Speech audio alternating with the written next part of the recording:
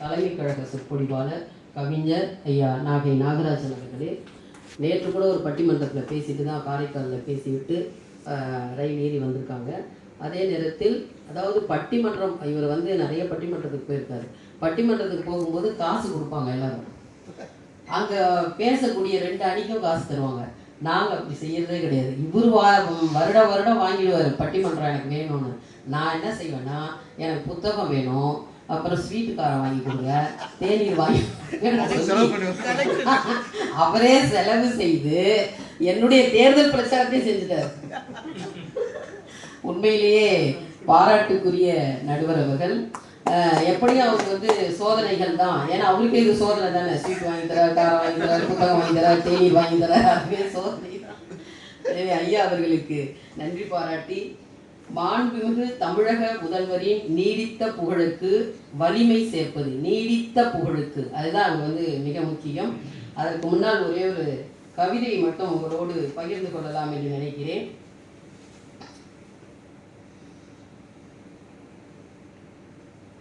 Pablo Neruda அவர்களுடைய கவிதை. என்னுடைய அணியை சார்ந்த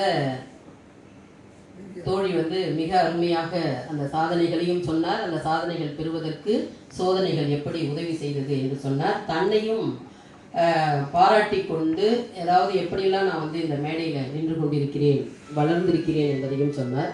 அதைதான் பாப்லோ நெருடா அவர்கள் சொல்லுகிறார். எங்கேயும் பயணிக்காத போதும், எதையும் வாசிக்காத போதும், இந்த வாழ்க்கையின் மெல்லிய இசையை காது கொடுத்து கேட்காத போதும், உன்னையே நீ பாராட்டி கொள்ளாத போதும் கொஞ்சம் கொஞ்சமாக நீ சாக ஆரம்பிக்கின்றாய் என்று சொல்கிறார்.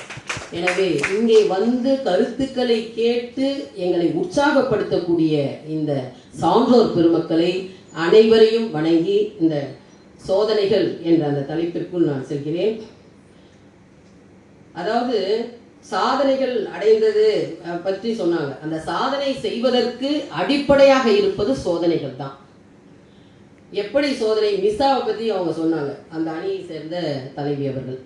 இல்லைங்க, மிசாலெல்லாம் போனார்ல, அதெல்லாம் வந்து ஒரு சாதனை. அந்த சாதனையை செய்வதற்கு மிசா தான் அவருக்கு சோதனை வந்ததுனால தான் அவர் இந்த சாதனையை இன்றைக்கு மாண்புமிகு மானமிகு முதலமைச்சராக முத்துவேல் கருணாநிதி ஸ்டாலின் என்ற அந்த நிலையை அடைந்திருக்கிறார்கள். அது மட்டுமல்ல, இன்றைக்கு கூட்டணி நேற்று முந்தானத்து வரைக்கும் ஒரே சண்டை தான். காங்கிரஸ் போயிடுச்சு, உங்களை விட்டு போயிடுச்சு, நீங்க தோத்துருவீங்க, இல்ல காங்கிரஸ் வந்து விஜய் கட்சிக்கு போறாங்க, எப்படியோ போட்டாங்க. இப்படிலாம் ஒரு சோதனையை பண்ணி பார்த்தார்கள். ஆனால் அந்த சோதனைகளை எல்லாம் வென்று காட்டியிருக்கிறார்கள் நம்முடைய மாண்புமிகு முதலமைச்சர் அவர்கள். அதே நேரத்தில் புதிய கல்விக் கொள்கையை கொண்டு வந்தார்கள். நாங்கள் வந்து அதெல்லாம் புதிய கல்விக் கொள்கையை ஏற்றுக்கொண்டால்தான் நான் உங்களுக்கு 2500 ரூபாய் காசு தருவோம், கோடி பணத்தை தருவோன்னு. உங்க 2500 கோடி பணமே எனக்கு தேவையில்லை. நான் தமிழ்நாட்டுக்கு இந்தி தேவையில்லை. எப்பொழுதும் தமிழ்நாடு அவுட் ஆஃப் கண்ட்ரோல் தான், டில்லியோட அவுட் ஆஃப் கண்ட்ரோல் தான் என்று சொல்லி அந்த சோதனையை கடந்து வந்தவர் தான் நம்முடைய மாண்புமிகு முதலமைச்சர் அவர்கள். அது மட்டுமல்ல, ஆளுநர் அவர்கள் 10 மசோதாக்கள் நிலுவையில் இருந்தது. எதுக்குமே ஒப்புதல் கொடுக்க மாட்டார். அவர் என்னதான் வேலை செய்வார் தெரியாது, அவ்வளவு பெரிய பங்களா அவருக்கு. ஆமா, அவரு நான் வாக்கிங் கூட போக மாட்டார்னு நினைக்கிறேன். அவர் வந்து வாக்கிங் போற இடம் எதுன்னு சொன்னா நம்மளுடைய தமிழக சட்டசபை தான். கட்ட நடந்து போவார், வேகமா நடந்து போவார். அது அவருடைய வேலையே என்னன்னா, இந்திய அரசியல் அமைப்பு சட்டப்படி முதலமைச்சர் இந்த தமிழ்நாட்டில் என்னென்ன செய்திருக்கிறார்கள் அப்படின்றத வாசிக்கிறது தான். அதை வாசிக்க மாட்டார். நீ அண்ணான்னு எழுதிருந்தா அதை வாசிக்க மாட்டார். தந்தை பெரியார் என்று சொன்னால் வாசிக்க மாட்டார். இப்படியெல்லாம் சோதனை வந்தது எங்களுடைய மாண்புமிகு மாண்புமிகு முதலமைச்சர் அவர்களுக்கு. ஆனா அதையும் ஒரு புன் சிரிப்பால, எழுந்து போறியாப்பா போ, நடக்கிறியா நட, அப்படி மௌனமாக இருந்து அந்த சோதனையும் வென்று காட்டியவர் நம்முடைய மாண்புமிகு மாண்புமிகு முதலமைச்சர் அவர்கள். அதே நேரத்தில் இந்த 10 மசோதாக்கள் சொன்ன பாருங்க, பல்கலைக்கழக துணைவேந்தர்களை நியமிக்கும் அதிகாரம் முதலமைச்சருக்கு தான் உண்டு அப்படின்னு சொன்னா, இல்ல எனக்கு தான் இருக்கு அப்படின்னு அவர் சொன்னார். எல்லாத்தையும் கிடப்புல போட்டு கடைசியா அவர் பெண்டிங்கா வச்சிருந்த கிடப்புல போட்ட 10 மசோதாக்களும் உச்ச நீதிமன்றம் கண்டிப்பாக செல்லும் சட்டமாக இயற்றலாம் என்று ஒப்புதல் அளித்தது. அந்த அளவுக்கு அந்த சோதனைகளை வென்று காட்டியவர். அதே நேரத்தில் அதுல சாதனை தெரியுமா, அந்த 10 மசோதால ஒரு மசோதா எங்கள் நாகப்பட்டினத்தில் அமைந்திருக்கிற மீன்வள பல்கலைக்கழகத்துடைய மசோதா. அந்த மீன்வள பல்கலைக்கழகத்து மசோதாவில் என்ன சாதனை தெரியுமா? அந்த பல்கலைக்கழகம் பெயர் டாக்டர் ஜெயலலிதா மீன்வள பல்கலைக்கழகம். ஜெயலலிதா பேரையே காப்பாற்றி கொடுத்த சாதனை தளபதிக்கு. அதாவது திருமணமான புதிதில் அந்த புதிய அந்த நேரத்தில் கூட மிசாவில் கைது செய்யப்பட்டவர் தான் நம்முடைய மாண்புமிகு முதலமைச்சர் அவர்கள். அந்த சோதனையிலிருந்து மீண்டு வந்துதான் இன்றைக்கு மிகப்பெரிய ஒரு தலைவராக இன்றைக்கு தமிழ்நாட்டில் திகழ்ந்து கொண்டிருக்கிறார். அது மட்டுமல்ல, மகன் தந்தைக்கு ஆற்றும் உதவி இவன் தந்தை என்னொற்றான் கொள் எனும் சொல் என்ற திருக்குறளுக்கு அடிப்படையாக உதாரணமாக அதனுடைய எடுத்துக்காட்டாக விளங்கி கொண்டிருப்பவர் நம்முடைய முத்துவேல் கருணாநிதி ஸ்டாலின் ஐயா அவர்கள். எப்படி என்று சொன்னால், அவர் இறந்த பிறகு அவரை அடக்கம் செய்து அந்த நம்மளுடைய அண்ணா சிலை அருகே நம்முடைய டாக்டர் முத்தமிழ் அறிஞர் டாக்டர் கலைஞர் அவருடைய உடலை நாம் அடக்கம் செய்ய வேண்டும், அங்கு நினைவாலயம் அமைக்க வேண்டும் என்று சொல்லும்போது கோர்ட்டுக்கு சென்று அதற்காக அனுமதி பெற்று அந்த சோதனைகளையும் கடந்து வந்தவர் தான் நம்முடைய முத்துவேல் கருணாநிதி ஸ்டாலின் ஐயா அவர்கள். ஏன்னா அப்ப கூட அவர் என்ன சொல்றாரு, தலைவரே அப்பா என்று நான் அழைத்துக் கொள்ளலாமா என்று கேட்டவர் நம்முடைய முத்துவேல் கருணாநிதி ஸ்டாலின் ஐயா அவர்கள்.